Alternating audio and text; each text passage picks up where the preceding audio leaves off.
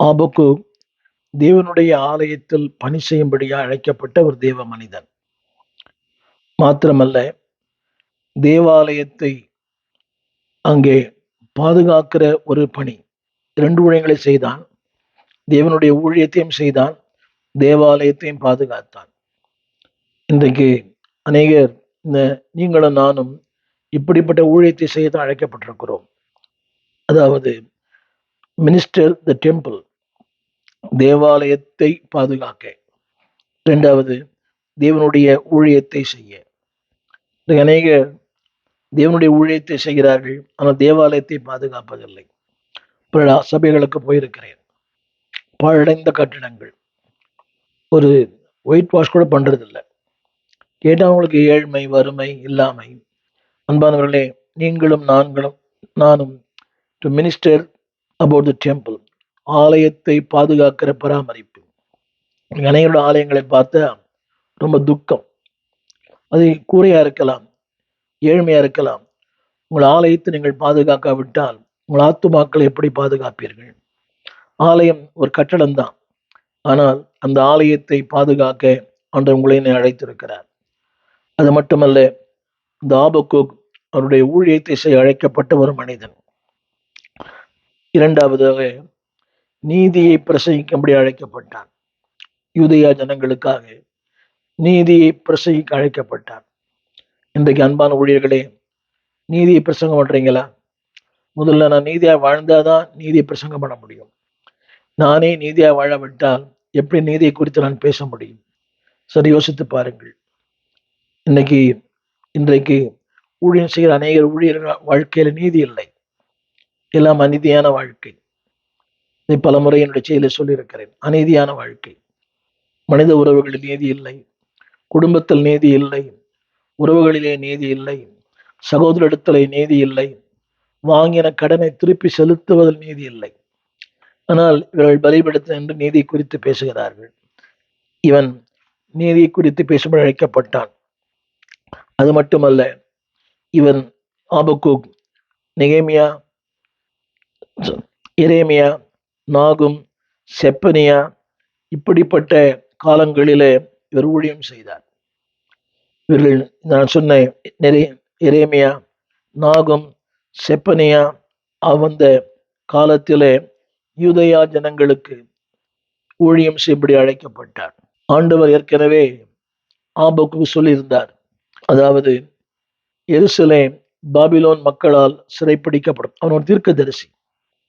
தேவன் சொல்லியிருந்தார், எருசலேம் பாபிலோன் மக்களால் அது அழிக்கப்படும் என்பதை.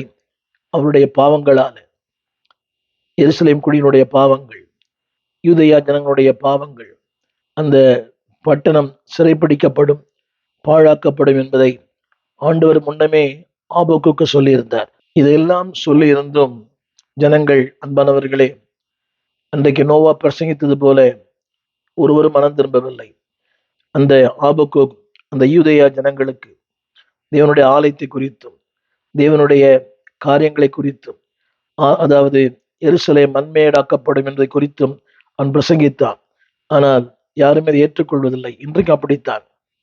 ஊடகங்களிலே பார்க்கிறோமே, மனிதர்களை தெய்வமாக. இன்றைக்கு கால ஒரு ஊடகத்தை பார்த்தேன்.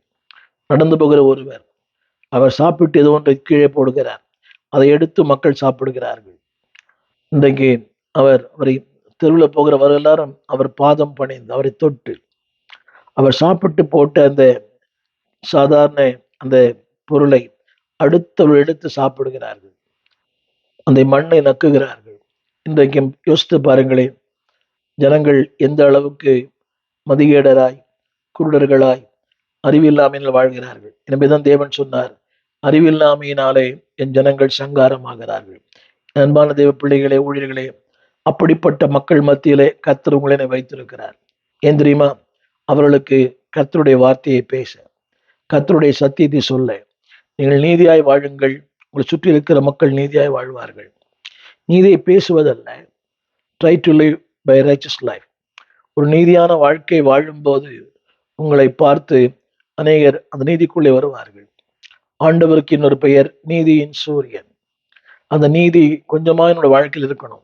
இன்றைக்கு அநேக குடும்பங்களிலே பார்க்கிறோம். இந்த சொத்து தகராறுல சகோதரனை ஏமாற்றி, சகோதரிகளை ஏமாற்றி, அடுத்தவளை ஏமாற்றி, பெற்றோரை ஏமாற்றி, இவங்களாம் ஊழியம் பண்றவங்க.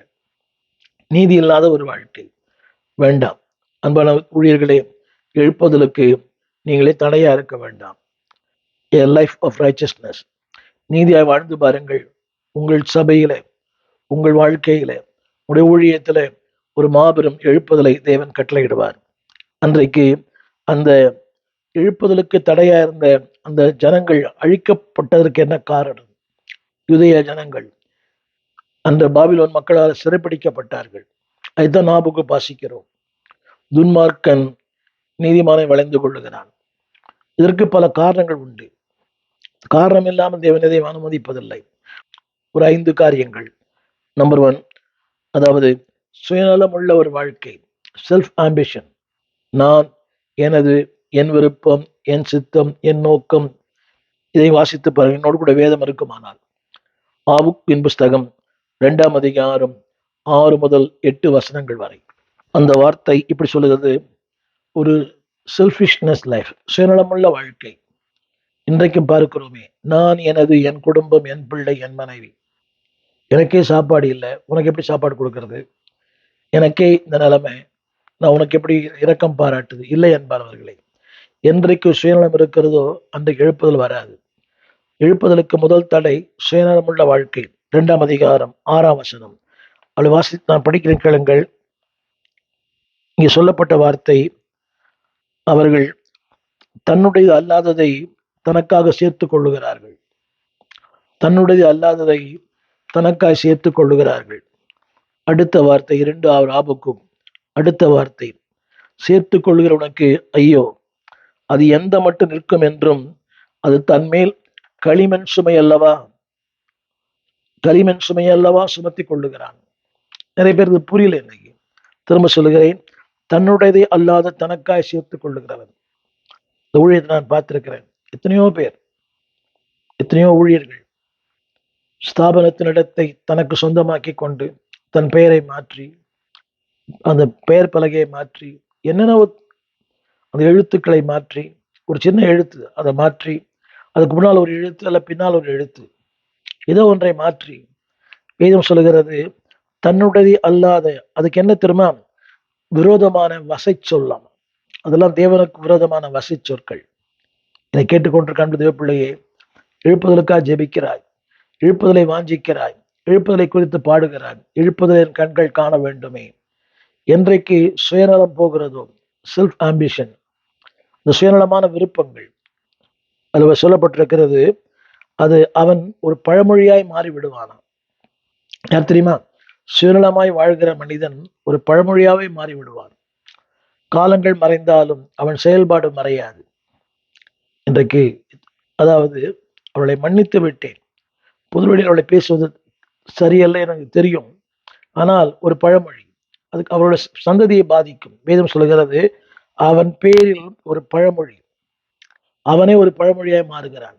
என் அன்பு தேவ பிள்ளையே, நீங்க நல்ல பழமொழியா இருங்க, மோசமான பழமொழியா இருக்காதீங்க. அநேகருக்கு ஒரு முன்மாதிரியா இருங்க, ஒரு மாதிரியா இருக்காதீங்க. நல்ல பழமொழி. அடுத்த வார்த்தை, அவன், அதாவது அவனுடைய அவனுக்கு வசை சொற்கள். அடுத்த வார்த்தை போட்டிருக்கிறது, தன்னுடையதை அல்லாததையும் தனக்காக சேர்த்துக் கொள்வது. அவனுக்கு சொந்தம் அல்ல. நீ உனக்கு சொந்தம் அல்லவே. இந்த வாழ்க்கை எனக்கு சொந்தம் அல்ல.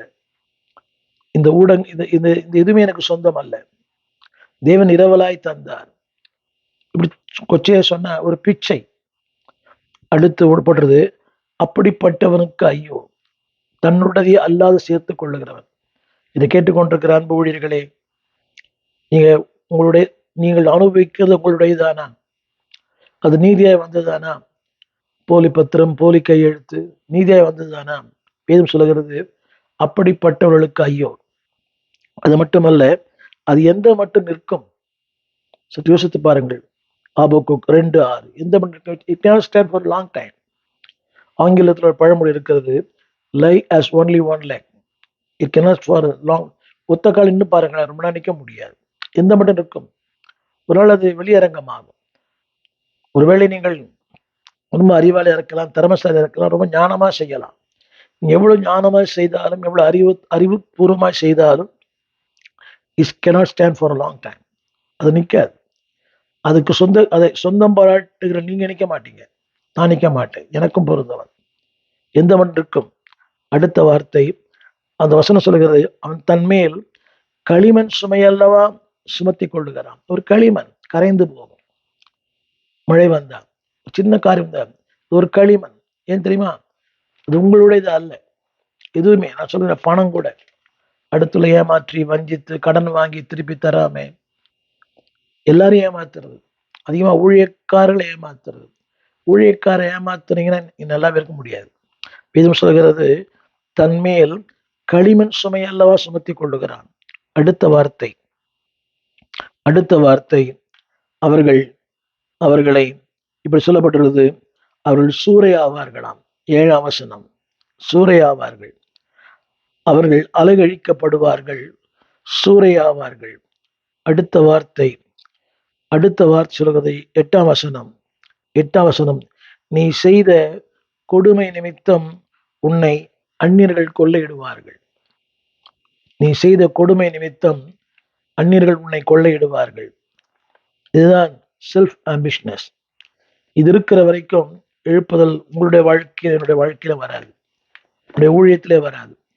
செல்ஃப் ஆம்பிஷனஸ். அடுத்து சொல்ல விரும்புகிறேன், பொருளாசை, கவச்சஸ்னஸ், எல்லாமே ஒண்ணுதான். 9ஆம் வசனத்திலிருந்து 11ஆம் வசனம் வரைக்கும், 9ஆம் வசனம் 11 கவச்சஸ், பொருளாசை. அதாவது தன் கூட்டை உயரத்திலே வைக்கும்படி தன் வீட்டுக்கு பொல்லாத ஆதாயத்தை தேடுகிறவனுக்கு ஐயோ. இதை படித்திருக்கலாம். தன் கூட்டை உயரத்துல வைக்க வேண்டும். இப்படிதான் வாழ்க்கையில உயரணும். நிறைய பேருக்கு அதான் ஆசை. அவர் உயர்ந்து விட்டார், இவர் உயர்ந்து விட்டார், இவர் பெரியலாகிட்டார். தேவன் உன்னை உயர்த்தலைன்னா நீ எவ்வளவு உயரத்துக்கு போனாலும் நிற்க முடியாது. லூசிஃபர் மாதிரி தான். தேவன் உங்களை உயரத்துல கொண்டு வைப்பார். அவர் சிறியவனை குப்பையிலிருந்து எடுத்து பொழுதிலிருந்து எடுத்து ராஜாக்களோடும் பிரபுக்களோடு உட்கார பண்ணுகிறவர்.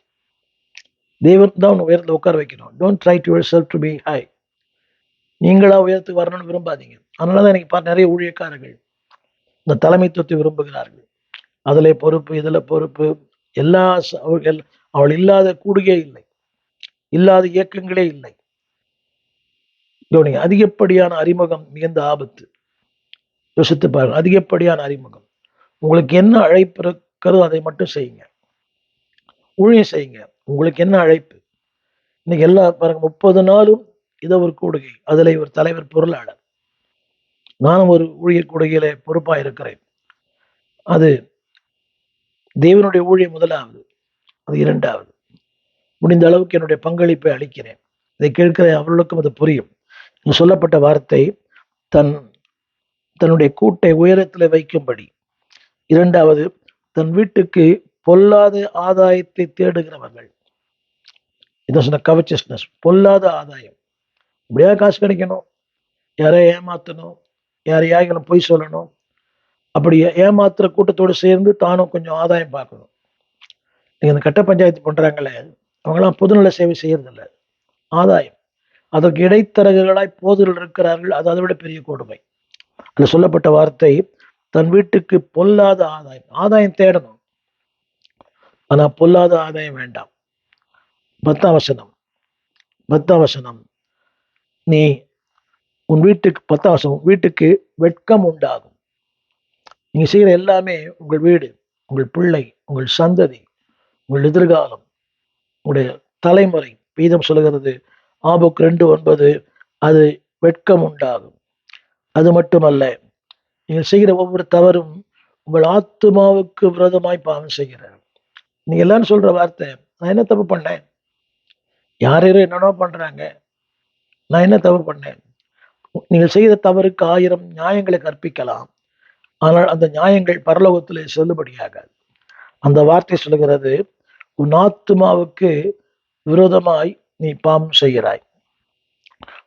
11ஆம் வசனம், தெரிந்த வசனம், ஒரு நாள் வரும், கல்லு சுவரிலிருந்து கூப்பிடும், உத்திரம் மற்றிருந்தனை சாட்சியிடும். நீ நினைக்கிறாயே, யாரும் பார்க்கல, யாரும் கேட்கல, யாரும் கவனிக்கல. ஆனா ஒரு நாள் வரும், எல்லாரும் தெரிந்த வசனம். அந்த கல், அந்த உத்திரம் உன்னை குறித்து பேசும். அந்த கல் உன்னை குறித்து பேசும். கல் சுவரிலிருந்து கூப்பிடும், உத்திரம் மச்சிலிருந்து சாட்சியிடும். கல்லும் பேசுமா, உத்திரமும் பேசுமா? பேசாத பொருள்லாம் பேசும். அன்பு ஊழியர்களே, நீதியாய் வாழுங்கள், நீதியை பிரசங்கம் பண்ணுங்க, நீதியை வாழுங்க, அப்ப நீதியை பிரசங்கம் பண்ணுங்க. சொன்ன எழுப்புதலுக்கு என்ன, எதனால் நம்முடைய வாழ்க்கையில எழுப்புதல் இல்லை? ஆரம்பத்தில் சொன்னேன், செல்ஃப் ஆம்பிஷனஸ், சுயநலமுள்ள ஒரு வாழ்க்கை. இப்படியே நான் முன்னேறணும், நல்லா இருக்கணும், என் பிள்ளைகள் எல்லாரும் இருக்கணும், தேவன் நினைச்சாதான் முடியும். என்னுடைய சுயபலத்தால் வாழ பார்த்தேன், வாழ முடியல. என் சொல் பலத்தால் சாதிக்க பார்த்தேன், சாதிக்க முடியல. இன்னைக்கு எல்லாருக்கும் வாய் பலம் தான் அதிகம். சொல்றாங்க, அவர்கிட்ட கொடுங்க, அவர் சூப்பரா முடிச்சிடுவாரு. ஏன்னா அவர் வாய் பலம். அவர்கிட்ட கொடுங்க, அவர் எல்லாம் சரி பண்ணிடுவாரு. அவருக்கு அடியாள் நிறைய இருக்கிறாங்க. வேண்டாம். Don't have a self ambitions. இரண்டாவது சொன்னேன், கவர்ச்சியஸ்னஸ், இந்த பொருள் ஆசை. வெறும் தேவை, பொருள் தேவை. தேவன் நிச்சயம் தருவார். உனக்கு தேவை என்றால் உன்னை தேடி வந்து தருவார். இதான் நான் கற்றுக்கொண்ட அனுபவம். நான் தேடி போகவில்லை, என்னை தேடி வந்தார் ஐயா. இந்த ஊழியம் கூட, இந்த வாழ்க்கை கூட, இந்த அபிஷேகம் கூட, இந்த கிருபைகள் கூட நான் தேடி போகவில்லை. இறையர் கல்லூரி எல்லாம் இல்லை, பட்ட படிப்பும் இல்லை. ஆனால் தேவனுடைய தயவு, தேவனுடைய கிருபை தேடி வந்து தருவார். மூன்றாவது சொல்ல விரும்புகிறேன், அதாவது ஜனங்களை பாழாக்கும் ஒரு தன்மை, எக்ஸ்ப்ளாய்டிங் த பீப்புள். ஜனங்களை தவறாய் நடத்துவேன். ஊழியக்காரர்ல பார்க்கிறோமே, எத்தனை ஊழியக்காரர்கள் ஜனங்களை தவறாய் நடத்துகிறார்கள். செய்த பாவத்தை மன்னித்தார், செய்ய போகிற பாவங்களை மன்னிப்பார். ஒரு சொல்றார், நீ நரகத்துக்கு போனீங்கன்னா என்னை கூப்பிடுங்க, நான் வருவேன், என் பேரை சொல்லு, உன்னை தேவதன் உள்ள அனுப்புவான். எவ்வளவு பெரிய தேவ தூஷணம். நரகத்துக்கு போனீங்கன்னா என் பேரை சொல்லு, நான் வருவேன், என் பேரை சொன்ன தேவதன் உள்ள சேர்த்துருவான். எவ்வளவு தேவ தூஷணம். இன்னைக்கு சபையில விசில் அடிக்கிறது, டான்ஸ் ஆடுறது, இன்னைக்கு பாருங்க எவ்வளவு தேவ தூஷணம். இந்த மாடர்ன் திருச்சபையில அநேகர் முக்காடே போடுறது இல்லை. அது எல்லா சபையிலையும் மாடர்ன் ஆயிடுச்சு இன்னைக்கு. ஏன்னா உன்னுடைய முடிதான் உனக்கு முக்காடு. அதுக்கு ஒரு வசனம், don't exploit the people by wrong theology. தவறான போதனைகளாலே ஜனங்களை சூறையாடாதிருங்கள். இன்னைக்கு ஜனங்களை சூறையாடுகிற மக்கள் தான் ஏராளம். எல்லா விதத்திலுமே, பணத்திலிருந்து, அவருடைய அந்தரங்க வாழ்க்கையிலிருந்து, இதெல்லாம் பெரிய பாவமே இல்லை. நவீன உலகத்தில் அப்படிதான் இருக்கணும். எனக்கு ஒருத்தர் சொல்றார், இந்த காஸ்டியூம் தான் என்னோட ப்ளஸ் பாயிண்ட், இதை பார்த்து தான் ஜனங்க வராங்க. அது எவ்வளவு மடத்தனமான வார்த்தை. என்னுடைய காஸ்டியூமை பார்த்து ஒருத்தன் வந்தானா அவர் மேல் நிற்க மாட்டான். என்னோட அபிஷேகம், என்னுடைய வாழ்க்கை, என்னுடைய அர்ப்பணம், இதை பார்த்து ஒருத்தன் உள்ள வரணும். அந்த வசனம் சொல்லுகிறது, எக்ஸ்ப்ளாய்டிங் த பீப்புள். 12ஆம் வசனத்திலிருந்து 14ஆம் வசனம் படிக்கிறேன், கேளுங்கள். 12ஆம் வசனத்திலிருந்து 14ஆம் வசனம். இரத்த பழிகளாலே நீ பட்டணத்தை கட்டுவாய், அநியாயத்தினாலே பலப்படுத்துவாய். அநியாயத்தினாலே பலப்படுத்துகிறவனுக்கு ஐயோ. இன்னைக்கு அப்படிதான் இருக்குது. நியாயத்தினால யாரும் பலப்படுறது இல்லை. அநியாயம் பண்ற ஒரு கூட்டத்துக்கு ஆமின்னு சொல்லிட்டு நிறைய பேர் இருக்கிறாங்க. அநியாயம் பண்றாங்க, அவர்களுக்கு சப்போர்ட் பண்ற பாஸ்டரே இருக்கிறாங்க. கடந்த வாரத்துல ஒரு சம்பவம் சபையில் நடந்தது. கொஞ்சம் கூட சம்மந்தம் இல்லாத ஒரு காரியம். அது அவருக்கு தேவையில்லாத ஒன்று. ஆனால் அவர் இன்னொரு சபையை சார்ந்தவர், அந்த பெண் என் சபையை சார்ந்தவர். ஆனா அந்த போதகர் அநியாயமா அந்த பையனுக்கு சப்போர்ட் பண்றாரு. அந்த பையனை சப்போர்ட் பண்றாரு. அநியாயம் அது. அவனுக்கு சொந்தம் அல்ல அந்த பொருள், ஆனாலும் சப்போர்ட் பண்றாரு. வீதம் சொல்லுகிறது, அநியாயத்தினாலே நகரத்தை பலப்படுத்துகிறவனுக்கு ஐயோ. நீ நிறைய பேர் நினைக்கிறாங்க யாரும் ஒண்ணும் பண்ண முடியாது. அரசியல்வாதிகள்லாம் அநியாயத்தினாலே, இந்த ஊடகத்துல பார்க்கிறோமே, அந்த ஆளுக்கு பின்னால 10 பேர், ஒரு 20 பேர், 30 பேர், ஒரு படை சூழ, சில பேர் பெருமை, 100 கிலோ தங்கம், 100 கிலோ நகை. வேதம் சொல்லுகிறது, அநியாயத்தினாலே தன் நகரத்தை பலப்படுத்துகிறவன். நிறைய பேர் அப்படித்தானே, அநியாயத்தினால அவங்க வாழ்க்கையை பலப்படுத்திக்கிறாங்க. கட்ட பஞ்சாயத்து, இப்படி நிறைய. உங்களுக்கு தெரிந்த விஷயம் அல்ல, தெரியாத விஷயம் அல்ல, தெரிந்த விஷயம்தான். அடுத்த வார்த்தை, அடுத்த வார்த்தை, என்னுடைய விளைவு என்ன தெரியுமா? நீங்கள் விருதாவாகவே இழைத்து போவீர்கள்.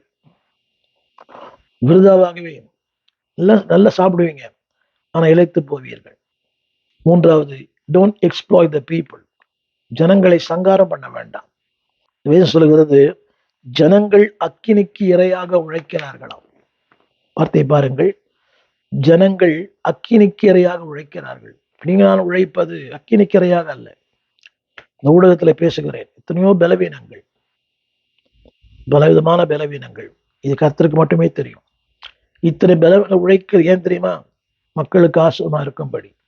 ஆனா இவங்க சொல்றாங்க, இவர்கள் அக்கினிக்கிரையாக உழைக்கிறார்கள். என்னுடைய அன்பான தேவ பிள்ளையே, ஊழியர்களே, உடைய உழைப்பு அக்கினிக்கிரையாய் போயிடக்கூடாது, ஜீவனுக்கரையாக மாற வேண்டும்.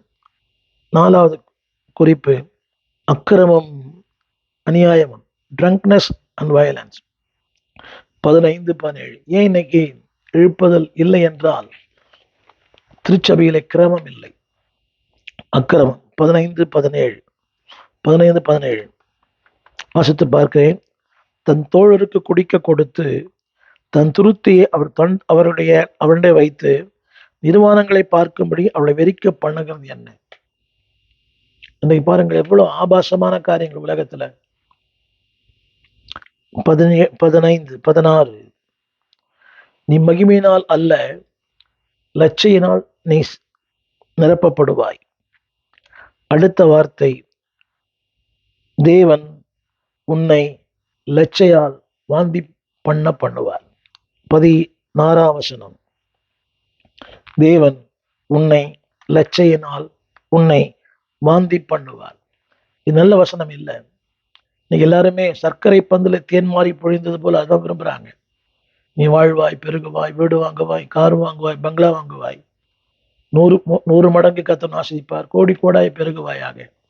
அதுதான் மக்கள் விரும்புறாங்க. அதுதான் பார்வையாளர்கள் அதிகம். இந்த ஊடகத்தில் சில வாக்குத்தத்தங்களை நான் போடுகிறேன், ஒரு பாசிட்டிவ் செர்மன்ஸ். ஜனங்கள் வியூவர்ஸ் அதிகமாகிறது. கண்டித்து பேசும்போது 40க்கு மேல போறதில்லை. பரவாயில்லை அன்பானவர்களே, நீங்கள் லட்சியினால் மூடப்படக்கூடாது. அடுத்த வார்த்தை சொல்லப்பட்டிருக்கிறது, அதாவது உன்னுடைய மகிமை. வேதம் சொல்லுகிறது, அதாவது கர்த்தருடைய பாத்திரம் உன்னிடத்திற்கு திரும்பும். உக்கிரமான பாத்திரம் உன்னிடத்தில் திரும்பும். வேண்டாம். நான் ஓடினதும், நான் பிரயாசப்பட்டதும், நான் உழைத்ததும், நான் இன்றைக்கு நிற்கிறதும் விருதாவாய் போகக்கூடாது. கர்த்தருடைய பாத்திரம். அது மட்டுமல்ல, அந்த வார்த்தை சொல்லுகிறது, உன்னை 17 வசனம், பாழ்கடிப்பு உன்னை கலங்க பண்ணும். ஹலோ, பாழ்கடிப்பு என்னை கலங்க பண்ணும். நிறைய பேர் கேட்குறாங்க, நீங்க அநேகரை கலங்க பண்ணலாம், ஆனா பாழ்கடிப்பு உங்களை கலங்க பண்ணும். அடுத்த குறிப்பு, விக்கிரக ஆராதனை. இன்னைக்கு நம்ம விக்கிரக பண்றது இல்லை, ஆனா விக்கிரக ஆராதனை இணையாக நிறைய வச்சிருக்கிறோம். குடும்பம், மனைவி, வேலை, விக்கிரகம் தான். எப்ப பார்த்தாலும் வேலை வேலை வேலை. விக்கிரகம் அல்லவா? அரைச்சி மாவி அரைக்க, துவைச்ச துணியை துவைக்க, அந்த வீட்டை பெருக்க, தேவையில்லாத வேலைகள். எனக்கு அடுத்த தலையிடுவது என்னுடைய வேலை என்ன? தனக்கான தலையிடுகிறவன் நாயின் காதை பிடித்து இழக்கிறான். எனக்கு எப்ப பார்த்தாலும் விருதாவாய் உழைக்கிறோம். உழைங்க, there must be a limit. தான் வேதம் சொல்லுது, விருதா உழைக்கிறான், சம்பாதிக்கிறான், ஆனா பொத்தலான பை. 18-20 வரைக்கும் விக்கிரக ஆராதனை. இன்றைக்கு நான் விக்கிரகம் ஆராதிக்கிறதில்லை, ஆனா அதற்கு இணையாக கர்த்தருடைய நாள்ல பாருங்க வேலை, கர்த்தருடைய நாள்ல தொழில், கர்த்தருடைய நாள்ல கடை, கர்த்தருடைய நாள்ல திருமணங்கள், காது குத்துறது, ஏதோ ஒண்ணு பொண்ணு பார்க்கறது, மாப்பிள்ளை பார்க்கறது, இதெல்லாம் விக்கிரங்கள் இல்லையா? தேவன் வைக்க வேண்டிய இடத்துல உலகம் இல்லை, ஃபேமிலிஸ், ஃப்ரெண்ட்ஸ், ஃபைனான்ஸ். தேவன் இருக்க வேண்டிய இடத்துல குடும்பம் இருந்தால் விக்கிரகம், தேவன் இருக்க வேண்டிய இடத்துல நண்பர்கள் இருந்தால் விக்கிரகம், தேவன் இருக்க வேண்டிய இடத்துல பணம் இருந்தால் விக்கிரகம். வாசிக்கிறேன், கேளுங்கள். 18-20 வரைக்கும் அவன் வேதம் சொல்லுகிறது, இவையெல்லாம் உங்களுக்கு என்னத்துக்கு உதவும்? இவையெல்லாம் சித்திரக்காரருக்கு அவன் செய்த சுரூபம், ஊமையான தெய்வங்களை உண்டு பண்ணின சுரூபம். வேதம் சொல்லுகிறது, பொய் போதகம் பண்ணுகிறது. விக்கிரகம் என்னத்துக்கு உதவும்? நிறைய போட்டிருக்குது. அதுல அது சுவாசம் இல்லையே, ஜீவன் இல்லையே. அந்த வசனத்தை வாசித்து பாருங்கள். ஊமையான கல், அது போதிக்குமோ? பொன்னும் வெள்ளியுமான தகட்டால் மூடப்பட்டிருக்கிறது, அதற்கு சுவாசம் இல்லையோ? வேதம் சொல்லுகிறது. இது படிக்க சற்று கடினமானது, சற்று ஏற்றுக்கொள்ளப்பட முடியாது. இதுதான் உண்மை. நான் சொல்ல வந்த வார்த்தை அது அல்ல. இன்றைக்கு இஸ் கவரிங், ஏதோ ஒரு போலி வாழ்க்கை பொன்னும் வெள்ளியமான தகட்டினால் மூடப்பட்டிருக்கிறது. அதாவது பொன்னும் வெள்ளியமான தகட்டினால், அதுக்கு ஒரு கவரிங். சிறப்பு சிறப்பு சிறப்பு. நான் சும்மாவா இருக்கிறேன்? ஓடா உழைக்கிறேன், மாடா உழைக்கிறேன், ஓடா தேய்கிறேன். No, there is no meaning. கவனிங்கள், தேவன் வைக்க வேண்டிய இடத்துல உலகத்தை வைக்காதிருங்கள். அதைத்தான் தேவன் ஆபோகத்தில் சொன்னார். These are the stumbling block for the revival. அவன் ஜெபிக்கிறான், தேவனே எங்களை உயிர்ப்பியும். தேவன் சொல்றாரு, இதெல்லாம் ஜனங்கிட்டு இருக்குது, அதில் சரி பண்ணுங்க. அன்பானவர்களே, தேவன் நீதி உள்ள நியாயாதிபதி. அவர் சொல்லுகிறார், இவர்களை மாற்றும் போது உங்கள் நடுவே, வருஷங்களின் நடுவிலே என் கிரியைகளை உயிர்ப்பிப்பேன். திரும்ப அன்பானவர்களே, தேவன் ஜபங்களுக்கு பதில் கொடுக்கிறவர். நிச்சயமா பதில் கொடுப்பார். உங்களுடைய ஆதங்கங்கள், உங்களுடைய பெருமூச்சு, உங்களுடைய கண்ணீர், திரும்ப சொல்லுகிறேன், தேவன் கிரியை செய்ய விரும்புகிறார். God wants to work in you and through you, உங்கள் மூலமாய். எனவேதான் அந்த 3:17-19 3:17-19 கர்த்தர் உங்களை உயரமான இடங்களில் கொண்டு போவார், உயரமான ஸ்தலத்தில் அடக்கப்படுவார், மகிழ்ச்சியாக்குவார். 4 காரியங்கள்: rejoice, refreshment, restore, relay. Relay என்றால் அதாவது உயரமான இடங்கள், RELEY, உயரமான இடத்துல கொண்டு போவார். இன்றைக்கு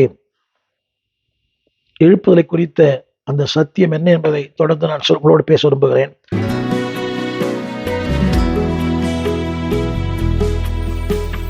ஒரு நாளும் பிரியாத அன்பு தோழனே, விட்டு ஒரு நாளும் விலகாத அன்பு தோழனே, ஒரு நாளும் பிரியாத அன்பு தோழனே, விட்டு ஒரு நாளும் விலகாத அன்பு தோழனே, ஸ்நேகிதா ஸ்நேகிதா, உன் அன்பு கொள்ளை கொள்ளுதே. ஸ்நேகிதா ஸ்நேகிதா, உன் அன்பு கொள்ளை கொள்ளுதே.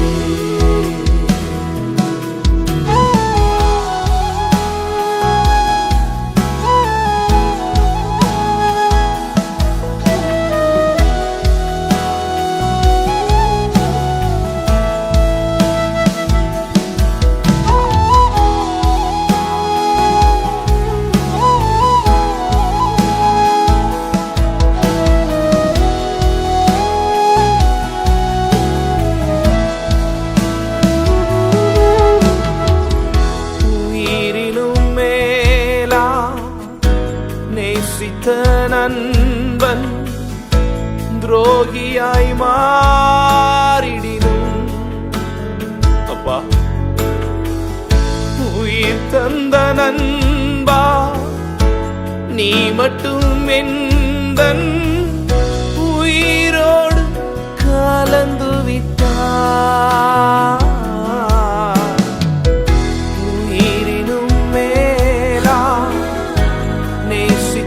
நண்பன் துரோகியாய் மாறி,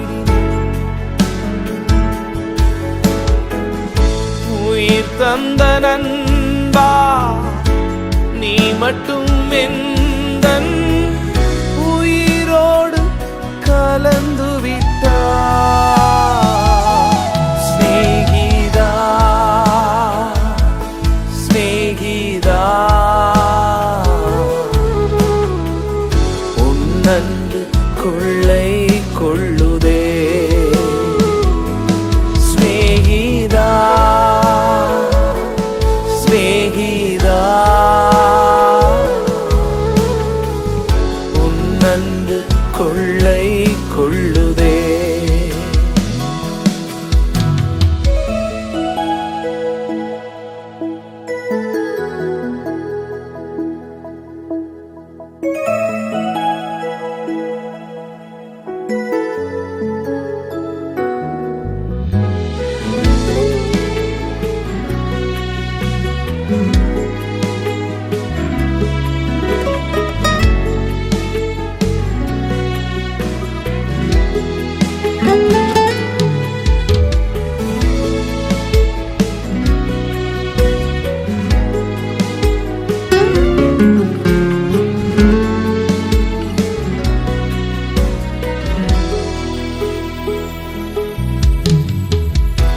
திக்கற்று இருந்தே பயந்து போய் தாவித்தே துணையாக வந்த நண்பனே.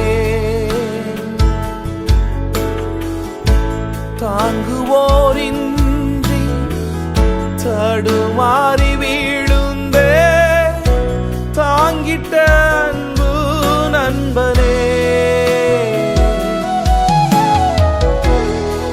கற்று இருந்தே பயந்து போய் தாவித்தே துணையாக வந்த நண்பனே. தாங்குவோரின்றி தடுமாறி வீழுந்தே தாங்கிட்ட அன்பு நண்பனே.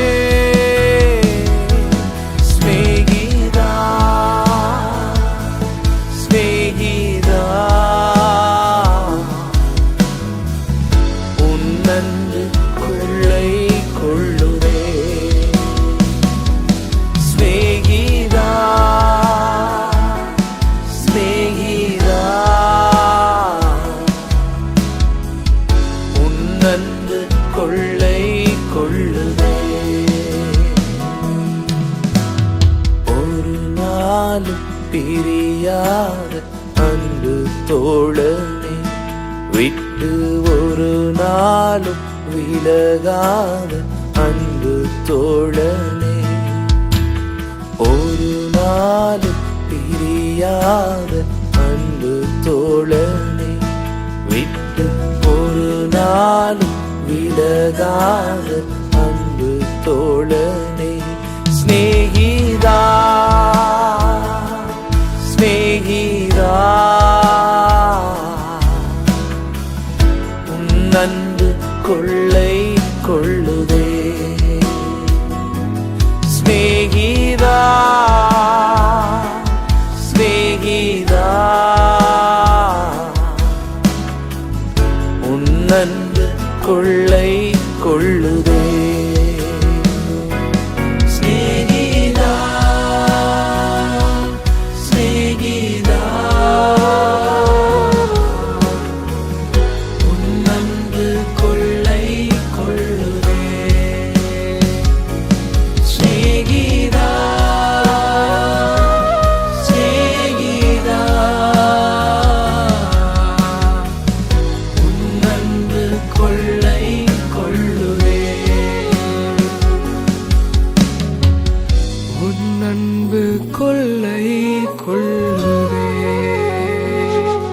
எங்கள் விலாசம் போதகர் ஸ்டீஃபன் தேவகுமார், திறந்த வாசல் சபை, நம்பர் 65, பரமானந்த தெரு, 7 கிணறு, சென்னை 600001.